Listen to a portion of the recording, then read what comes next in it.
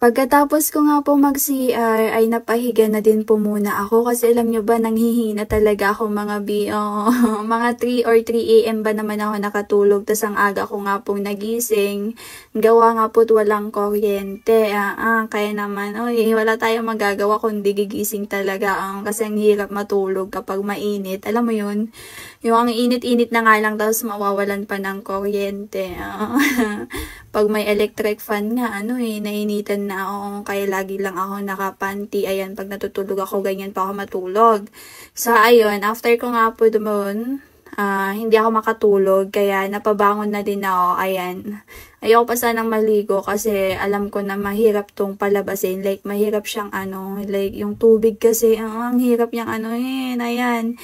Kanina pa ako nagbubomba dyan, pero wala na talagang lumalabas mga B, kaya hanggang sa ayun, napagod na nga po ako at nakapag-decide na din po ako na may gripo po dun sa may gripo dun sa kapitbahay po namin. Gayon.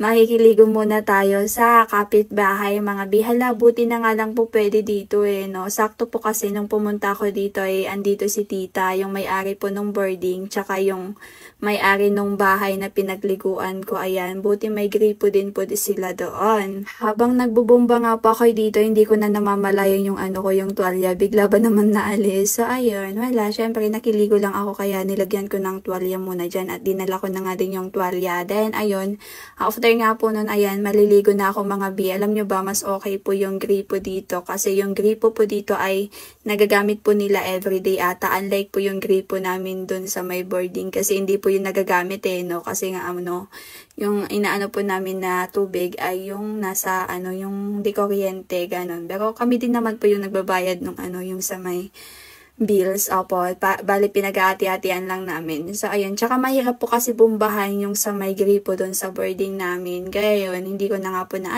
kaya iyan, nakiligo na nga lang din po ako dyan. Abay, buti na lang talaga pwede dito, no?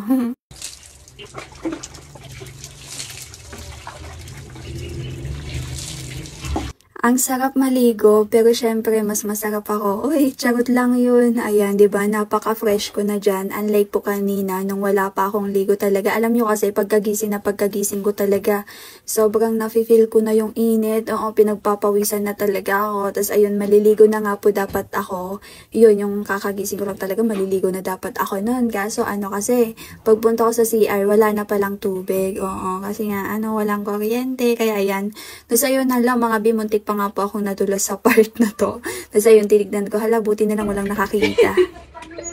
Buti na lang talaga dito ako naligo. I mean, dito po nila ako pinaligo kasi doon sa may pagliliguan ko po sana ay parang mas marami makakakita doon, like public, yung baga ganun, maraming tao ganun. At ayun, buti na nga lang po dito ako, wala masyadong tao dito mga B.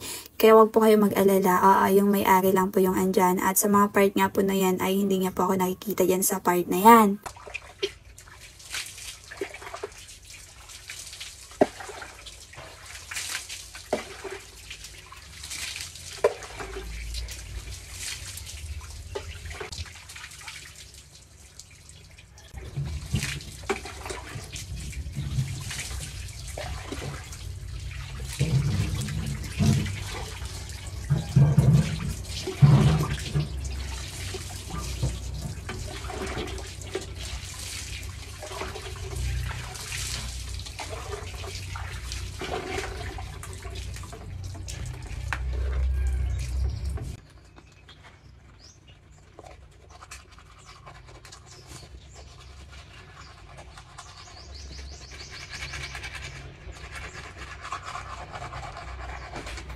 Ayun, hanggang sa natapos na nga po akong makaligo mga B. Kaya ayan, bumalik na nga din po ako dito sa my boarding. O, diba, mas gumanda yung pakiramdam ko. Feeling fresh yan. Iba kasi talaga pag nakakaligo ka ng morning.